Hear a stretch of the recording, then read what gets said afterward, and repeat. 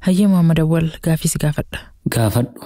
Lubbu qabeeyyii keessa aadamuudhaan sadarkaa duraarratti kan argamu kami? Mee gaafii kee ifa godhi. Bineensonni adamsanii sooratan hedduumi. Sadarkaan kun akkamitti kennama? Milkaa'ina adamootiin kennama. Fakkeenyaaf qeerransi tokko kuruphee takka yoo adamsuu fedhe yeroo hedduun milkaa'u. Yeroon inni milkaa'ee adamsu haalaan muraasa. Kanaafuu milkaa'ina adamootiin tokkoffaan leenca yoo jenne ni ta'a. Leenci gootummaan beekama. Milkii adamoo irratti haalaan dadhabaadha. Yeroo hedduu waan adamsuu fedhu ari'aa oolee harka qullaa honga'ee deebi'a. Hayyee yayyiin hoo? Yayyiin haalaan cimaadha. Gareedhaan waan adamsuuf yeroo hedduu ni milkaa'a. Garuu kan yayyii caalutu jira. Hayyee kami sun? Milkaa'ina adamootiin tokkoffaan ilbiisa Dragonfly jedhamu. Ilbiisa xiqqaamoo?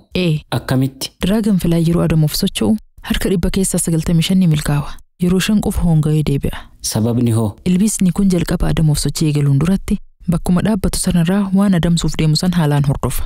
Fageenya inni irra jiru, sochii isaatii fi waa hundaa kaalkuleet godheetu taala. Haala kanaan yeroo hedduu milkiin adamsa. Ilbiisni kun ija addaa qabaachuu isaa amma dura waan dubbisanatti fakkaata. Waan ija fakkaatu leensiiwwan xixiqqoo Omaatiidiyaa jedhaman 25,000 ol qaba. Halluuwwan ilmi namaa ijaan hin argines arguu danda'a. Bararoonis agartuu ijaa kan ilbiisa kanaan wal fakkaatu qabdi. Garuu kan bararoo 2,000 caalu. Dragonfly uumama ajaa'ibaati. Suurri qalbii eegalee jira.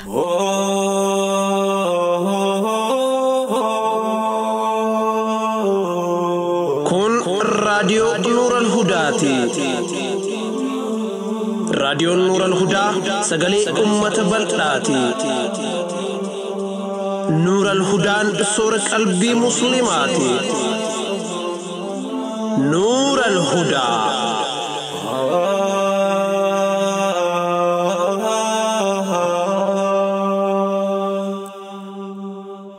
بسم الله الرحمن الرحيم الحمد لله رب العالمين الصلاة والسلام على رسول الله الأمين وعلى آله وأصحابه أجمعين السلام عليكم ورحمة الله وبركاته. هردفتو نور الهدى كبجمو أكم جرتن الحمد لله ثم الحمد لله هي مربي قداتين هر أسنجي ولد رجاني جرة. سجنتا سورة قلبي كان تربان دبر إيجالو في كرور فني سبب ركنا تكنيكاتيف دي سود الدبني تمس ربي قداتين كنو هر إيجال لجرة. Qophii dhaddacha jaalalaa kan yeroo muraasaaf dhaabnee turres har'a itti deebinee eegalla. Namoonni iyyannoo haaraa ergachuu feetan liinkii sagantaa kana jala jiru bantanii iyyannoo keessan ergachuu mirga qabdan. Har'i guyyaan Shawwal 23 bara 1446 akka lakkoofsa Hijiraatti. Apriilii 21 bara 2025 akka lakkoofsa Milaadiyaatti. Akka lakkoofsa Itoophiyaatti immoo Eebila 13 bara 2017 hogguu ta'u guyyaan guyyaa Isniinaa sagantaan ammoo soora qalbiiti. Dadhabe boqochiisuuf qalbii yaadaan cinqamtee abdachiisuuf dararama nama hubu salphisuuf onnee laaftee kakaasuuf sammuu mirqaansitee isin bohaarsuuf sagantaan soora qalbii kunoo dhiyaattee jirti. Hoggumallee huu torbaanitti al takkatan isiniif dhihaattu sagantaan soora qalbii amma jalqabdi. Sagantaa sana keessatti yaadota hubannoo cimsan jechoota mimmi'aawoon gurra isin buufna. Dhaamsa qabnuus keessa dabarfachaa isin gammachiisaa yaana. Soora qalbii. Soora qalbii. Baatii Ramadaanaa keessa namoonni hedduun Nuural Hudaa gargaaruuf waadaa seenanii dhaamsa gama WhatsAppiitiin nuuf erganii turan. Isaan irraa namoonni lama waan niyyatan erganii jiran. Obboleettiin teenyatti akka maqaa isii dho'isitee riyaala 300 Nuural Hudaaf gumaachite. Rabbiin addunyaa fi akhiratti isii haa milkeessu jenna. Obboleettiin teenya Najmaan Oomaan irraa birrii 7,600 Nuural Hudaaf gumaachite. Abbaa kiyyaaf araarama naaf kadhaa, haadha tiyyaaf umrii dheerina naaf kadhaa jette. Inshaa Allahu waan Rabbiin kiyya naaf laaffiseen deddeebi'ee isin hubadha nuun jette. Rabbiin abbaa isii jannataan haa gammachiisu. Haadha isiitis keerii irratti umrii haa dheeressu jenna. Dhaddacha jaalalaa. Dhaddacha jaalalaa. Dhaddacha jaalalaa. Dhaddacha jaalalaa. Dhaddacha jaalalaa. Dhaddacha jaalalaa. Warra dhugaan wal jaalatu. Warra karaa halaalaatiin walitti daamee bultii jaarrate. Warra jiruu gaarii jiraachuu jiruutu wal himata. Himataa fi himatamaan yookiin ammoo himattuu fi himatamtuun dhaddacha irratti dhihaatanii jiru. Abbaan murtii kennuuf qophaa'ee jira. Abbaa moohatu walitti ilaalla. Dhaddacha jaalalaa. Iyyannoo jaalalaa. Qilleensi jaalalaa bubbisii halaala. Qilleensi jaalalaa bubbisii ilaala. Dooseen jaalalaa banamee jira. Riqicha sunnaa iyyannoo tokkoffaa lakkoofsa galmee 800. Assalaamu alaykum wa rahmatullaahi wa barakaatuh. Akkam jirtan kabajamtoota qopheessitoota qophii riqicha sunnaa. Ani ardii Awurooppaa keessa jiraadha. Intala takka wajjin qilleensarraa wal barree dhimma bultii haasoyne. Naaf taatee jirta si wajjin bultii ijaaruu fedha jedheen. Hayyee maatii kiyyatti maanguddoo ergachuuf qophaa'i naan jette. Anis deebisaa isii irraa gammadee maanguddoo ergachuuf qophii eegale. Yeroo kana mee waan mari'annutu jira naan jette. Maali wanti mari'annu jedhee gaafannaan osoo maanguddoo hin ergatiin dura anaa fi ati waa hunda haasoynee xumuruu qabna naan jette. Hayyee jedhee waan isiin feetu hunda gaafadhe. Ani mahrii qofa yuuroo 50,000 barbaada. Maanguddoo ergachuun duratti maallaqa qopheessuu qabda naan jette. Yuuroo 50,000 jechuun maallaqa biyya teenyaatti hanga birrii miliyoona 8 ni gaha. Intala onni irraa jaaladhee jira. Garuu maallaqa isiin na gaafattu kana kennuuf hin danda'u. Waan godhu wallaalee yaadaan miidhamuutti jira. Mee maal na gorsitan? Obsaan isin eeggadha. Galatooma.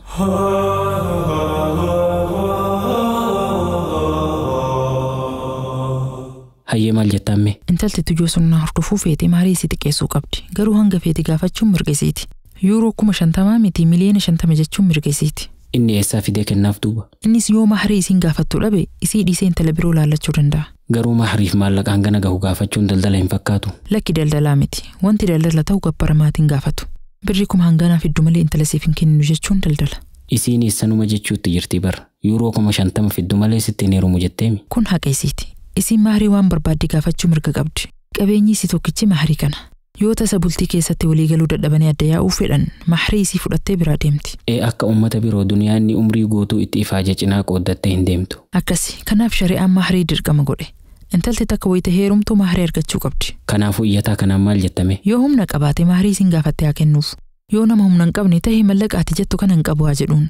Yookiin ammoo hanga tokko irraa kenneefi waan sanirraa hafe waadaa seeneefi fuudhuu danda'a. Garuu waan waadaa seene kennuufi qaba. Sun dirqama. Yoo kana hunda dadhabe nagayatti dhaammatee intala biroo laallata. Akkasi. Hayyee iyyannootti aantutti cehe. Tole. Riqicha sunnaa iyyannoo lammaffaa lakkoofsa galmee 805. Assalaamu alaikum wa rahmatullahi wa barakaatu. Akkam jirtan qopheessitoota raadiyoo Nuurul Hudaa. Alhamdulillah isin argachuu kiyyaaf hedduu gammade. Maqaan kiyya Laatu Qaamaa jedhama. Biyya USA magaalaa Denver Colorado keessa jiraadha. Obboleewwan koo hundi biyya jiraatu. Ani biyya kana kophaa kiyya jiraadha. Haadhaaf abbaan koo gaafa an umrii 14 gara fuula Rabbiin irraa godaanan. Rabbiin isaan lameeniif rahmata haa godhu. Gaafa maatii kiyya dhabu dirqamni obboleewwan tiyyaan irratti kufe. Obboleewwan tiyya guddisuuf qormaata hedduu arge. Alhamdulillah. Tumsa Rabbii guddaatiin waan hedduu keessa dabree as gahe. As bakka jiraadhu kanatti haalli jireenyaa walitti nu fidee gurbaa tokko wal barre. Eegaa hanga takka walitti dhihaannee booda bultiif akka na barbaadu naaf hime. Anis haadhaaf abbaa gurbaa kanaa waan duraan beekuuf gaafii isaa tole jedheen. Alhamdulillah haadhaaf abbaan gurbaa kanaa yeroo na argan hundaa du'aa inaaf godhan. Haalaan na jaalatan. Kana booda gurbaan akka na wajji bultii ijaaruu fedhu maatii isaatiif himnaan hedduu gammadanii si wajji jira jedhaniin. Intalti nama gaariidha. Haala isii sirriitti beeyna. Kanaafuu yeroo ati feetetti nikaasiif goona jedhaniin. Guyyoota muraasa booda abbaan gurbaa kanaa naaf bilbilee nuti maatii kee nama tokkos hin beeynu. Mee nama manguddoo itti argannu nuuf himnaan jedhan. Anis nama biyya tiyyaa kaas jiru tokko himeef. Kana booda nama kana dubbisanii dhimma nikaa kiyyaa irratti mari'atan. Eegas eessumaa fi adeera koo kan biyya jiran bilbilaan dubbisanii waan hundaa hubachiisan. Yeroo isiniif mijjaawetti manguddoo ergadhaa jedhaniin firoottan kiyya kan biyya jiran. Kana booda maatiin gurbaa biyyatti manguddoota qopheessanii baallama qabatan. Yeroo kana anis gammadee qophii eegale. Meeshaalee na barbaachisan hunda bitee manatti galche. Magaalaa tanatti manni akkaan qaaliidha. Kophaa kiyya kireeffachuu waan natti ulfaatuuf intala takka wajjin walitti kireeffannee jiraataa turre. Intalti tun akka dhihootti bultii ijaaruuf deemuutti himnaan hedduu naaf gammaddee mana biroo kireeffattee narraa baate. Anis mana kiyya kurfeessee jaarsa kiyya wajjin keessa jiraachuuf of qopheesse. Tanuma jidduutti maatii kiyya kan biyya jiru irraa namni tokko du'ee sababaa san baallamni maanguddootaa hafe. Torbaan tokko booda maatiin kiyya dubbataa jidduu maanguddootaa deemuu yaamanii maanguddoonni amma dhufuu mirga qaban jedhaniin. Yeroo kana wanti nama rifachiisu argame.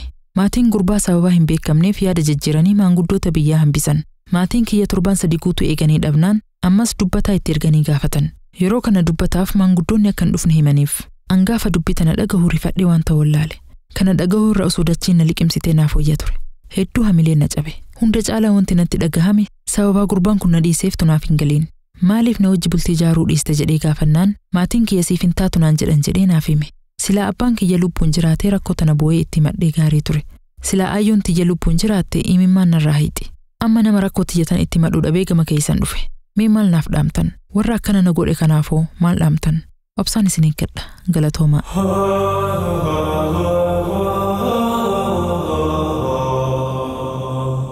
Hayyee maal jettaan mee Muhammad Awwal? Hedduu ulfaata. Silaa rakkina akkanaatiif si jibbina jedhanii dhugaa itti himanii gaarii ture. Haalaan. Rabbiin jaarsa gaarii gammachuu wajji jiraattu haa fiduuf jechuu malee maal jenna? Rabbiin nama gaarii itti qabee haa gammachiisu jenna. Waan hafte gama abbaa murtee dabarsina. Dhaggeeffattoota keenya kabajamoo iyyannoon har'aaf kurfeeffanne hanganuma. Hayyama Rabbii guddaatiin murtiin dhaddacha kanaa guyyaa kamiisaa isiniif dhiyaatti. Dhaddachi har'aa goolabamee jira. qaama dadhabe boqochiisuuf, qalbii yaadaan cinqamtee abdachiisuuf, dararama nama hubu salphisuuf, onnee laaftee kakaasuuf, sammuu mirkaansitee isin bohaarsuuf sagantaan soora qalbii kunoo dhiyaattee jirti. Soora qalbii. soora qalbii. Rabbiin ilma namaa bifa ajaa'ibaatiin uume. Orgaanonni yookiin qaamoleen qaama keenya keessatti argaman hundi dalagaa mataa isaanii qabu. Gariin bishaan qulqulleessa, gariin soorata daaka, gariin qilleensa argana, gariin dhiiga raabsa. Hunduu dalagaa mataa isaa qaba. Tokko keessaa miidhamnaan qaamni hafi qajeelee hojjechuuf hedduu rakkata. Haa ta'u malee qaamota dachaa qabnu keessaa tokko yoo dhabne tokkoon jiraachuu dandeenya. Fakkeenyaaf namni ija takka dhabe ija takka qofaan jiraachuu danda'a.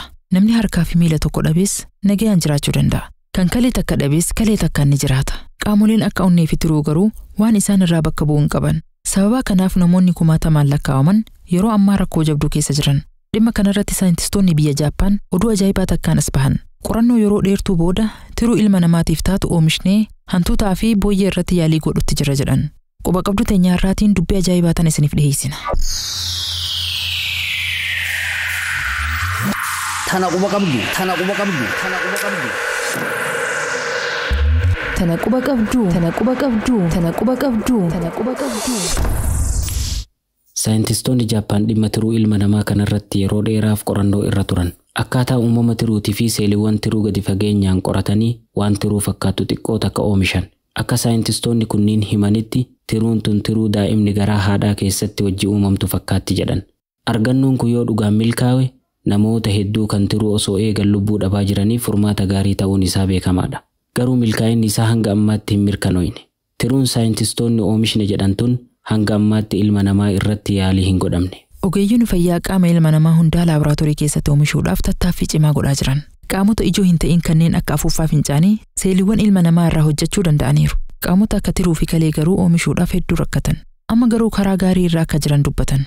Akka ibsi qorattootaa kun mul'isutti qaamota akka rajijjii, kalee fi sombaas bifa kanaan oomishuun ni danda'ama.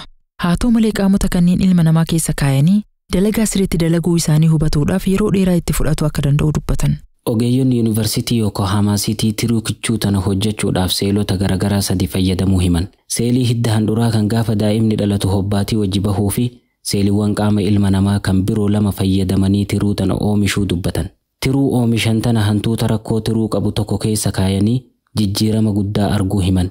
Hantuunni duraan haalaan dhibamtee hedduu rakkataa turte eega tiruu namtolchee tana argattee booda akka barbaaddetti oliif gadi socho'uu akka dandeette himan qorattoonni kunniin. Tiruun ammaan tana oomishamtee ilma namaa irratti yaalamuudhaaf jirtu tun milimeetira 4 hanga 5 dheeratti. Haalaan xiqqoodha. Qeensa quba xiqqaatii gadi jechuu.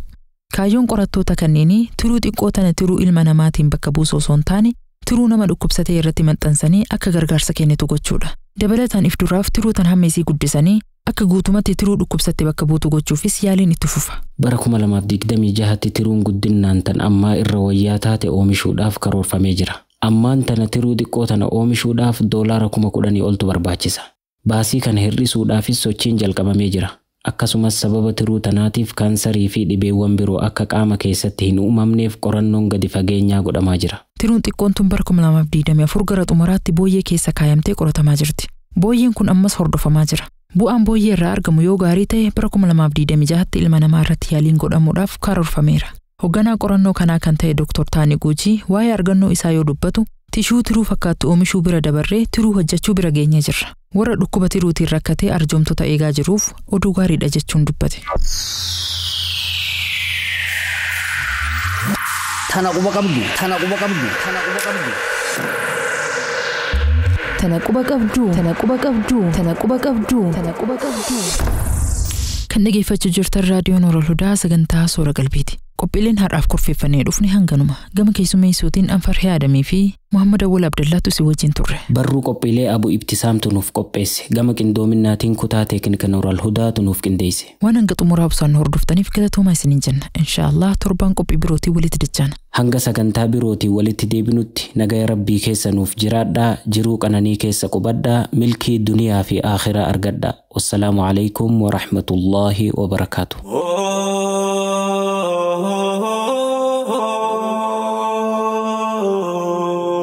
نور الهدى صورة قلبي مسلمة صورة قلبي مسلمة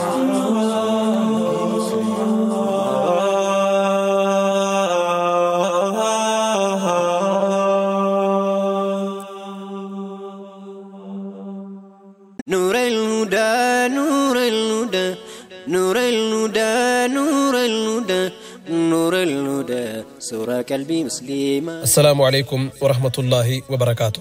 كبجمتوتا أردفتوتا راديو نور الهدى قبيلة تربان الرا سنيف يسنفو يسوف قلنا سغالي درنا ما يسوف قبية سغنتا قدسوفي ميديا كان يرو ديراف اتفوفسيسوف هم ندينك تسغباياتي نبرباچس كنافمو تمسيدا گيفتوتا اكام مرتيسادا نموني امريكا في كندا اوروبا في استراليا جرتن akkasuma kanneen biyyoota biroo irraa ATM kaardii fayyadamtan tumsa miidiyaa kanarratti akka nu firmaattan kabajaan isin gaafanna. Kafaltii haalaan secure ta'e kan icciitiin isaa eegame fayyadamna.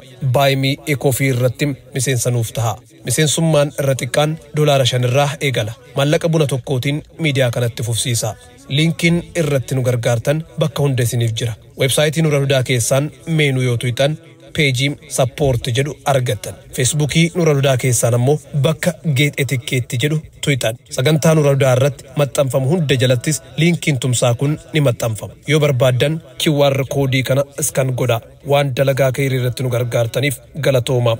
Nura Hudaa soora qalbii muslimaa. Nura Hudaa Nura Hudaa Nura Hudaa Nura Hudaa نور الهدى سورة قلبي مسلمة. نور الهدى نور الهدى نور الهدى